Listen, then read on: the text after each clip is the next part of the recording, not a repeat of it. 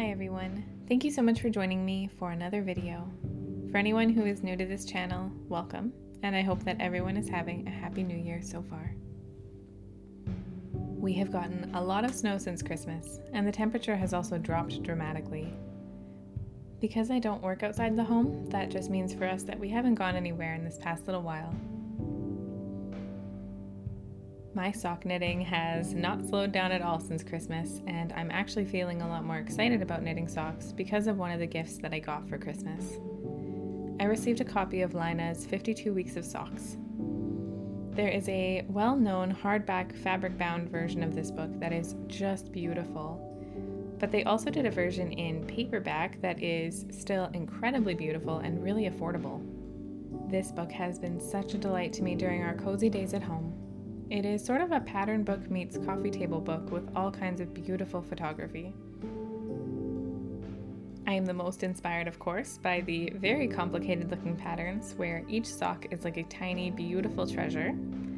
But I decided to keep my first pair from this book fairly simple and found a pattern that felt inspiring and still manageable.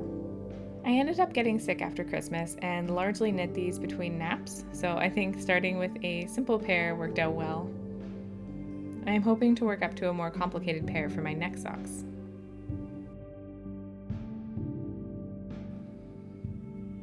I've been hanging out on the couch for most of a week, so I really wanted to get up and do something nice once I started to feel better. I got a beautiful set of glass pens and a sketchbook for Christmas, so I really wanted to give them a try. I am still feeling really inspired to do a lot of drawing, and I think that I will dedicate a lot of time in 2022 to sketching and drawing so that I can improve my paintings fundamentally. I love putting paint on paper, but I would like to see where my art can go if I can improve the drawing that happens before you ever pull out a brush.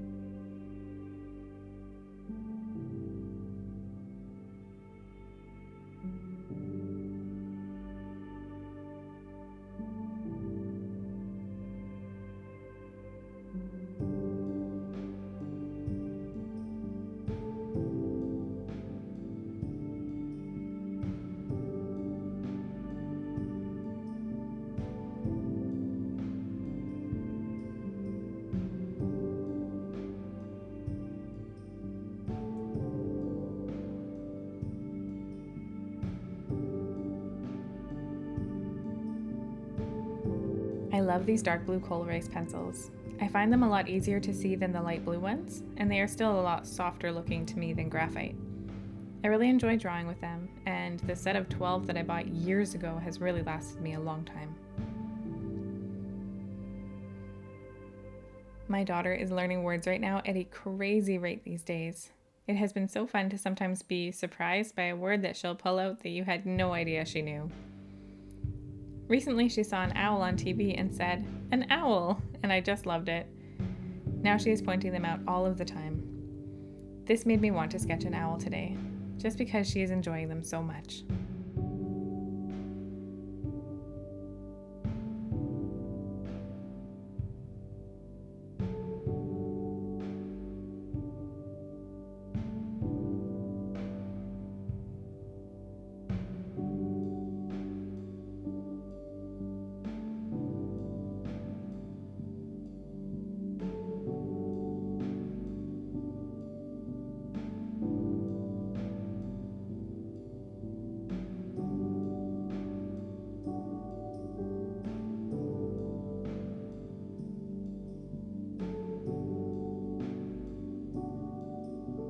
With the new year having just passed, I've been thinking a lot about my goals for this year. I started the way I normally do, where I decide I'm going to work out every day and be super productive and just generally put a lot of pressure on myself. I think with getting run down and ultimately getting sick right around New Year, it sort of made me stop and think. If I couldn't start all my goals on the 1st, was there still a point? Should I have another starting day? It also made me think about how these goals tend to feel like an odd relay sort of race where you try to keep up and keep going as long as you can, and then whenever you fail, that is to say you can't keep up with your goal for one day, then it's over, and you see how far you can get next year. I think it's kind of funny just thinking about it to say that there's something I'd like to start doing, but if I can't execute it perfectly, then forget it. I guess I always knew in theory that it was a flawed way of thinking for me, but on the other hand, what if I could do it? So I would try for another year. I started to think about this year with its imperfect start, and how really, if I could have it my way, I would just love to end the year better than I started it. So that is going to be my new goal. I have made my goals for this year health, simplicity, and positivity. There is no daily measure of success or daily thing to do, but if I can look back on 2022 and say that I lived in a way that was a little more healthy, simple, and positive, then I've done it. It'll just be something to keep in mind rather than something that I can fail. I'm excited to start this year in a kinder, more forgiving way, and let the start of the year be a starting line instead of a constant finish line that you have to cross equally every day for the entire year. I know that for some people, the traditional New Year's resolutions works incredibly well for them, and I've also heard some people set a different resolution every month of the year. If you would like to share how your goals and plans for the year are going, I would love to hear it.